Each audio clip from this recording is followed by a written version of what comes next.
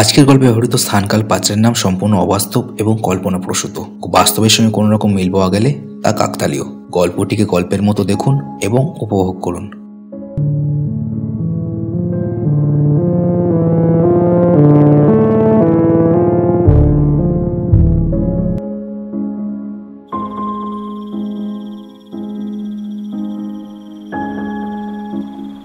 December মানেই বাঙালির বিয়ের ধুম পড়ে যায়।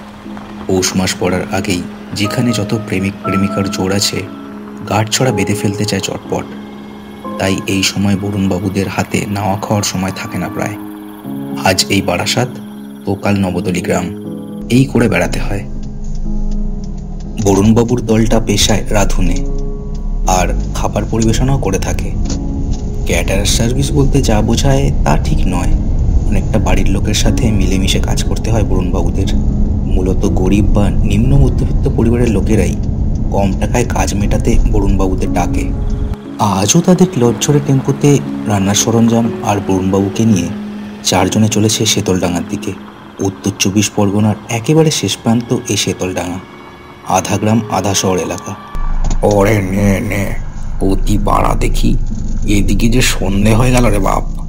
এরপর কি বরযাত্রী চলে গেলে তাদের মুখে অন্ন তুলে দিবি নাকি? গদা স্টিয়ারিং ঘোরাতে ঘোরাতেই একটু বিরক্ত হলো। এই হলো বরুণবাবুর দোষ।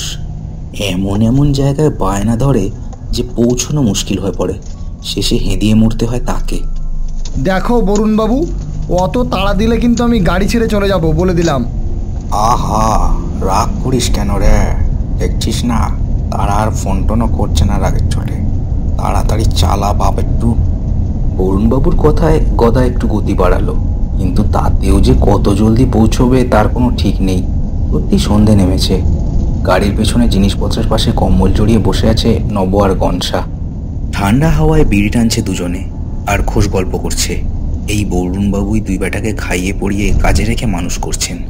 সবই পাল্টেছেন, শুধু চেহারাগুলোই আর পাল্টাতে পারলেন না ওদের। তা বরুণবাবু, ওরা কিছু জানতে পারবে না তো? আগেরবার কিন্তু বিস্তার কেলেঙ্কারি হয়েছিল। এত হ্যাপা কিন্তু আমি সইতে পারবো না।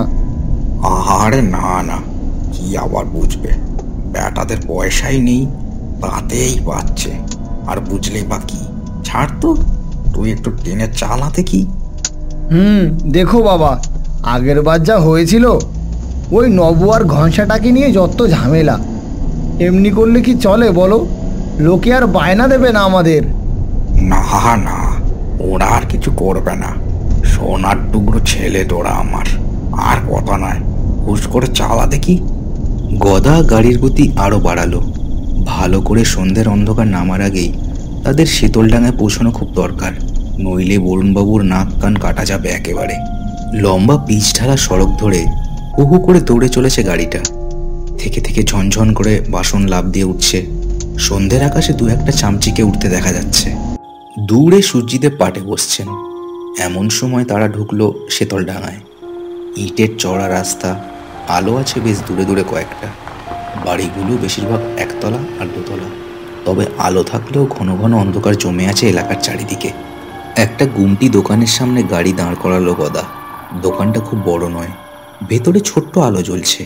একটা টিকো লোক দোকানে বসে আছে, চোখ চকচকে তার। গলা বাড়িয়ে গদা জিজ্ঞেস করলো, ও দাদা, বলছি যে এখানে 3 শাপলার মাঠটা কোথায় গো?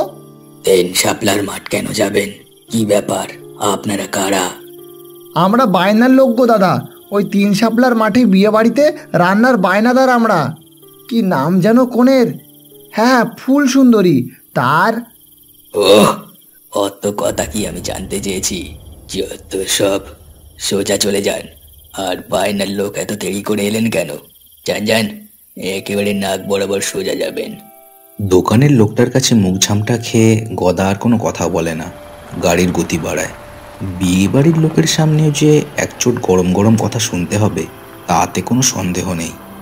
ছোট্ট একটা মাঠের সামনে টেম্পোটা এসে দাঁড়ালো। মাঠের মধ্যে ছোট্ট একটা তাঁবু দিয়ে তৈরি বিয়ে বাড়ি। আলোতে জায়গাটা গমগমে, লোকজন হাঁটাহাঁটি করছে। সবার মধ্যেই একটু ব্যস্ততা। খুব সুন্দর রাগরাগিনীর একটা সুরও ভেসে আসছে সেখান থেকে। তাদের গাড়ি থামতে দেখেই আধবুড়ো একটা লোক হন্তদন্ত হয়ে বেরিয়ে এলো। তার মুখে রাজ্যের বিরক্তি, বরুণবাবুও গাড়ি থেকে নেমে দাঁড়িয়েছেন ততক্ষণে। লোকটা দাঁড়িয়ে রক্তচক্ষুতে একবার গাড়িটা আর একবার বরুণবাবুকে দেখে নিল, তারপর আগুন ঝরল তার গলা থেকে। এতক্ষণে আসছেন?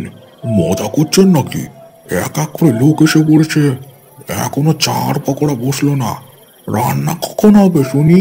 হ্যাঁ, নাক কাটাবেন দেখছি। আপনাদের ডাকাটাই আমার ভুল হয়েছে। হ্যাঁ মশাই, ঘাট হয়ে গেছে। বরুণবাবু হাত তুলে ভদ্রলোককে শান্ত করলেন, তারপর নিজের স্বভাবসিদ্ধ ভঙ্গিতে বললেন, ভাববেন না দাদা, আপনার মেয়ে তো আমারও মেয়ে। মাত্র আধা ঘন্টা সময় দেন, চা, পকোড়া আর আপনার মাটন কষা, মায় বাসন্তী পোলাও আর কালিয়া সব দিচ্ছি রেডি করে। এমনি এমনি করে তো আর এই বরুণবাবুর পাচক ঠাকুরের নাম এতদূর ছড়ায়নি। বলেন কি? আধা ঘন্টাতে তো আপনাদের পান খেতে আর জিনিস নামাতেই কাটবে। কি যাতা বকছেন? আপনারা কি নেশা করে এসেছেন নাকি মশাই? না, নাকটা আর আরে দাদা, আপনার নাক ঠিকই থাকবে। এই নব আর গনসা কাজ শুরু কর বাপ। বাবুকে দেখিয়ে দে তো তোরা কি সোনার টুকরো ছেলে। বরুণবাবুর কথা শোনা মাত্রই গাড়ির পেছন থেকে ছপাছপ দুটো রোগা রোগা লোক নেমে পড়ল।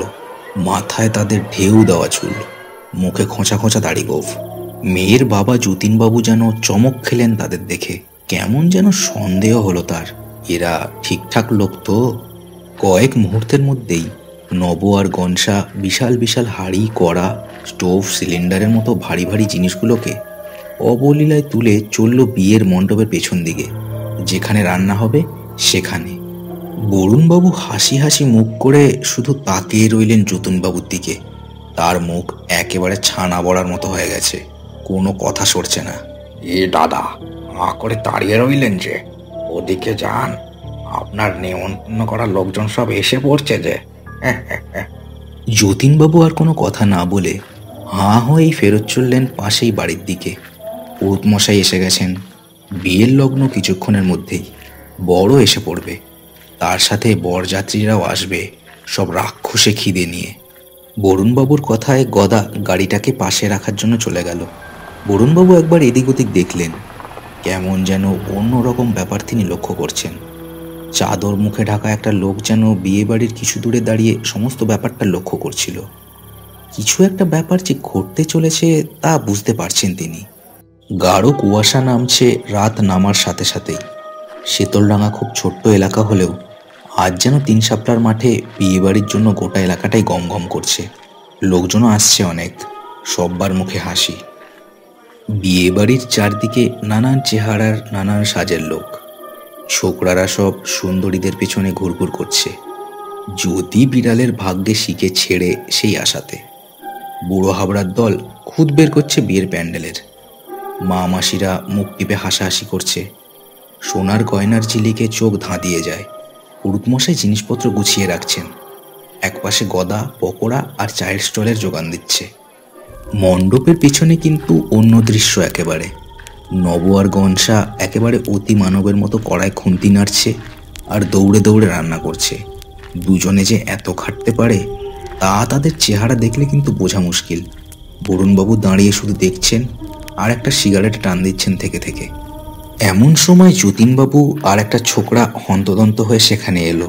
ছোকরার চুলে টেরি কাটা, গায়ে ফুল ফুল শার্ট। আরে কি দাদা, এত দেরি করে এলেন? কোনো কাণ্ডজ্ঞান নেই, আর 5 মিনিটেই বর ঢুকছে, সাথে বরযাত্রী।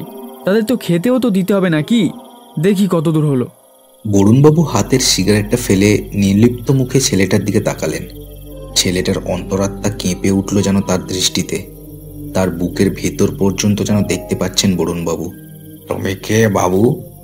এত কথা যে বলছো, ওদিকে দেখো, তোমার পোলাও তৈরি, মাংস কষছে, কালিয়াও হয়ে শেষ, রইল চানা আর পুরি, তাও ওই তৈরি করে রাখা। তার কথায় যতীনবাবু আর ছেলেরা দেখল সত্যিই তাই। বিশাল বিশাল পাত্রে সুস্বাদু খাবার রাখা।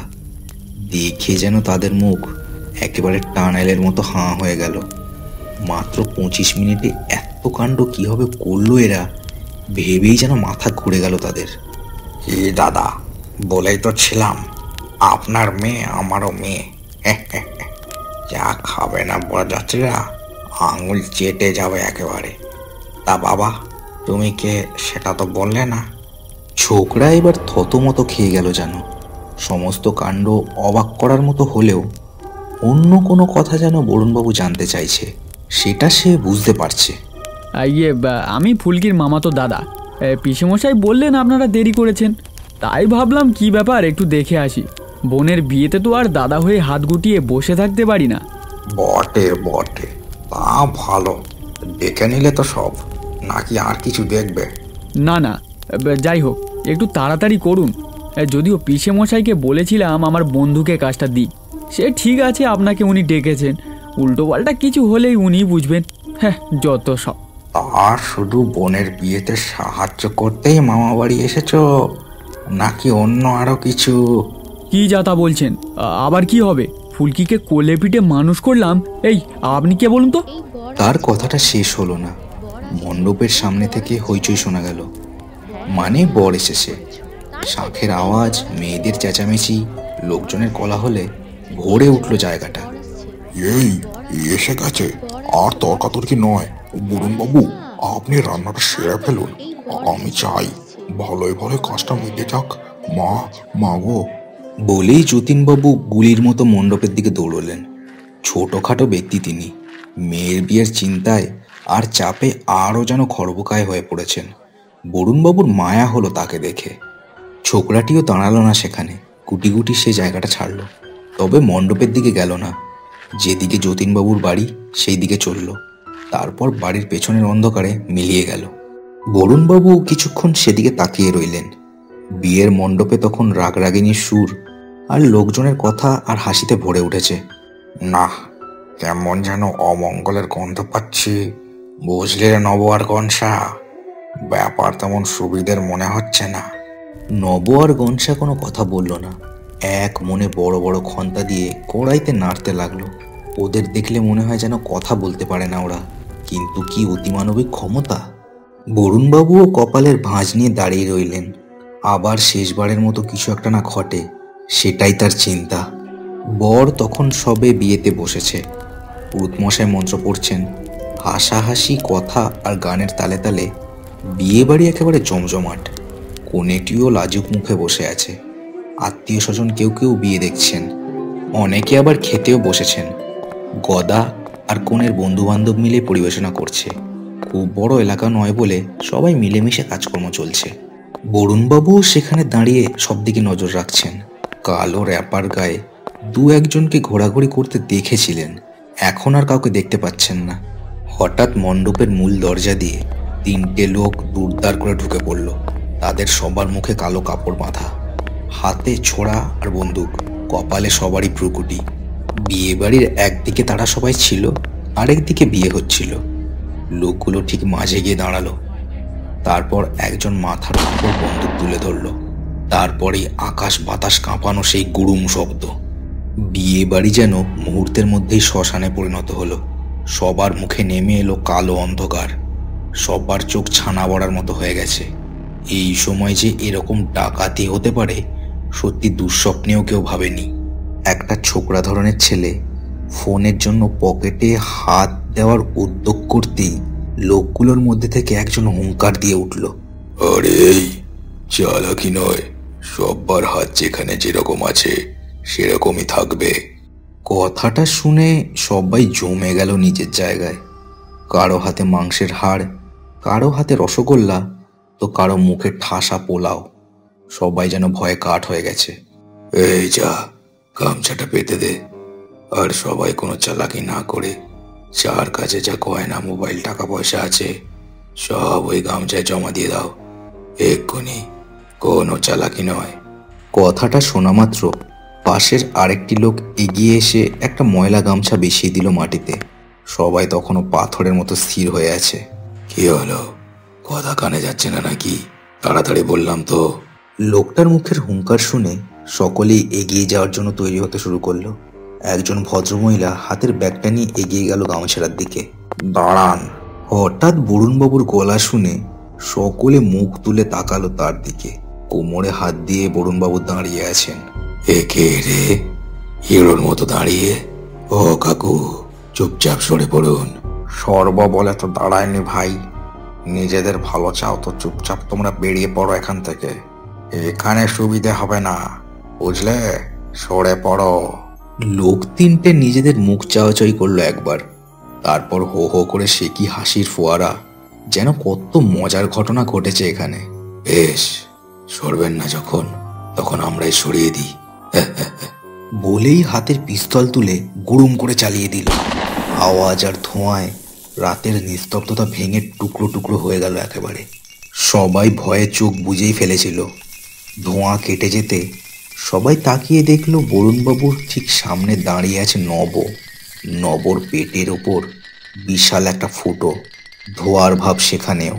কিন্তু কয়েক মুহূর্তেই সেই ফুটোটা মিলিয়ে গিয়ে আবার সব স্বাভাবিক হয়ে গেল, যেন কিছুই হয়নি সেখানে। হঠাৎ ঝড়ের মতো গনসা মণ্ডপের পেছন থেকে লাফ দিয়ে এসে পড়ল লোকটার ওপর। মাথার ওপর চকচক করে উঠল তার নখের ফোলা, তারপর সেটা সপাত করে নেমে এলো লোকটার বুকে। বাকি দুটো লোক সেই দৃশ্য দেখে বাবা গো মাগো বলে উল্টো দিকে দৌড়লো। বিয়ে বাড়ির অন্য সবাইও দৌড়তে লাগলো এদিক ওদিক, সবার মুখেই ভূত ভূত বলে চিৎকার। কিন্তু খুব বেশি দূর যেতে পারলো না কেউ। মণ্ডপের বাইরে বেরোতেই দেখলো গদা দুহাত ছড়িয়ে সবার রাস্তা আটকে দাঁড়িয়েছে। বিশাল বিশাল হাত তার। সবাই যেন থমকে গেল তাকে দেখে। এমন সময় বরুণবাবু বাইরে বেরিয়ে এলেন, তার মুখে করুণ ভাব। এমনটা যে হবে তা তিনি স্বপ্নেও কল্পনা করেননি। আপনারা শান্ত হন। আপনারা সবাই চলে গেলে ফুল সুন্দরীর বিয়ে যে ভেস্তে যাবে। আপনারা দয়া করে ফিরে আসুন। আর যতীনবাবুর নাক রাখবো, আমি কথা দিয়েছি। এখানে কি ঘটছে সব বলবো আপনাদের। আগে এই কুচক্রের মূল পাণ্ডাকে সবার সামনে আনি। বরুণবাবুর কথায় সবাই যেন হাঁ হয়ে গেল। একে তো ভুতুড়ে কাণ্ড, তার উপরে এইসব কথা। কারোর মুখ থেকে কথা সরল না আর। এমন সময় মণ্ডপের ভেতর থেকে ঘাড় ধরে শূন্যে ঝোলাতে ঝোলাতে সেই ফুল শার্ট পরা ছোকরাটিকে নিয়ে বেরোলো নব। তার চেহারা এখন বীভৎস। বিয়ে বাড়ির লাল নীল আলোতে যেন আরো বেশি ভয়ঙ্কর দেখাচ্ছে তাকে। তারপর বাবু নিজেই সব স্বীকার করে নেবে, নাকি নবকে বলবো ঘাড়টা মচাত করে মোটকে দিতে? পিসেমশাই, পিসেমশাই, আমাকে ভূতে খেলো, পিসেমশাই বাঁচাও। কি কি হচ্ছে বরুণ বাবু? আপনারা কারা? আপনিও কি ওরকম কিছু? আরে না মশাই, দেখছেন না দিব্যি আপনার মতো মানুষ। বলবো আপনাদের। আগে এই বদমায়েশ বাটপাট্টার কথা শোনা যাক। নব, দিয়ে ব্যাটার ঘাড়। না না, বলছি বলছি, আমি আমি ওই তিনটে লোককে বায়না দিয়েছিলাম ফুলকির বিয়ের সব গয়না টাকা সমস্ত লুট করার জন্য। সব লুট করলেই যা টাকা উঠতো, আমার আমার সব দেনা মিটে যেত। জুয়া খেলে খেলে আমার গলা অবধি দেনা। ওপাড়ার কাটা জোগায় আমার চামড়া ছাড়িয়ে নেবে ধারের টাকা শোধ না করলে। কি সাংঘাতিক! তাই বলে তুই নিজের বোনের বিয়েতে ডাকাতি করতে যাচ্ছিলি রে হতভাগা? ছি ছি ছি ছি ছি। সকলেই এত ভীতিকর পরিস্থিতিতেও ঘৃণার চোখে দেখতে লাগলো ছোকরাটির দিকে। বরুণ বাবু, ওদের সরান, ফুলকির বিয়েটা মেটুক, তারপর না হয়। বরুণবাবুর ইশারায় গদা, নব আর গনসা নিজেদের আগের মূর্তি ধরল। সবাই ভয়ে কাঠ হয়ে থাকলেও বিয়েটা যাহক করে সমাধা হলো শেষ অবধি। রাতের কুয়াশায় যেন ঘন গাঢ় কোনো রহস্য লুকিয়ে আছে সেই শাপলাতলার মাঠে। সকালবেলা বর নতুন বউকে সাথে করে নিয়ে চলে গেল। সারা বাড়িতে কান্নাকাটির রোল পড়ার কথা, কিন্তু সবার মুখ যেন ভয়ে পাংশু। পুলিশ এসে ছোকরাটিকে আর 3 দুষ্কৃতীকে সঙ্গে নিয়ে গেল, যদিও একজন ততক্ষণে মৃত। নব, গনসা আর গদা মোটা কম্বলের আড়ালে তখন মণ্ডপের একদিকে জুবুথুবু হয়ে বসে আছে। মণ্ডপের সেদিকে আলো আঁধার, 3 জোড়া চোখ জল জল করছে সেখানে। বরুণবাবু থমথমে মুখে একটা টেবিলে বসে আছেন। এমনটা যে হবে তা তিনি দুঃস্বপ্নেও ভাবেননি। এমন সময় যতীনবাবু ভয়ে ভয়ে সেখানে এলেন। বারবার তিনি কম্বল জড়ানো 3 জনের দিকে দেখছেন আর রাম নাম জপ করছেন। বরুণ বাবু, একবার খুলে বলবেন কি ব্যাপার? বরুণবাবু দীর্ঘশ্বাস ফেললেন একবার। তার গলা তখন যেন বুঝে এসেছে। সেই অবস্থাতেই বললেন, আমি এই ব্যবসা শুরু করি আজ থেকে 9 বছর আগে। সব ঠিক চলছিল। নব, গনসার রান্নার হাত অতুলনীয়। গদা পাকা ড্রাইভার, আর আমি তাদের ম্যানেজার। একদিন পুরুলিয়াতে একটা বিয়ে বাড়ির কাজ ছেড়ে বাড়ি ফিরছি, হঠাৎ পিছন থেকে একটা লরি এসে আমাদের গাড়িটাকে পিষে দেয়। এই গদা হতভাগা ঠিক সময় আমাকে ঠেলে ফেলে দেয় গাড়ি থেকে। তিনজনেই চিড়ে চাপটা হয়, শরীরগুলো কেটে বের করতে হয় ওদের। তারপর 1 মাস পর ওদের আমি দেখি, যখন নতুন গাড়ি কিনে আবার ব্যবসায় নামা যায় কিনা ভাবছি, তখন খুব খুব ভয় পেয়েছিলাম জানেন তো। পরে বুঝেছিলাম ওরা আমার সোনার টুকরো ছেলে, আমায় একা ফেলে ইহলোক ত্যাগ করতে পারেনি। সেই থেকেই আবার ব্যবসা শুরু করি। আমিও ওদের মায়া কাটাতে পারি না, হোক না অশরীরী, তবুও তো আমার আপনজন। ওরা ছাড়া আমার দিনগুলো তো কেউ নেই। শেষ কথাগুলো বলতে বলতে বরুণবাবুর গলাটা বুঝে আসে। যতীনবাবুরও মনটা ভারাক্রান্ত হয়ে যায়। সত্যিই তো, এখন তো জীবন্ত মানুষই বিশ্বাসভঙ্গ করে আপনজনের পিঠে ছোড়া মারে। ওরা যখন মানুষ নয়, তখন ওদের ভয় পাওয়ার আর কোনো কারণই নেই।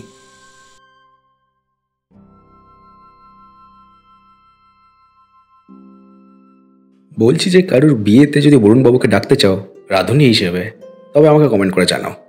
যাই হোক, আজকের গল্পে আমার সাথে ছিল অদেখা দৃশ্য আর চিলেকোঠা অ্যানিমেশন। আজকের গল্পটা কেমন লাগলো তা আমাকে কমেন্ট করে জানাতে ভুলো না।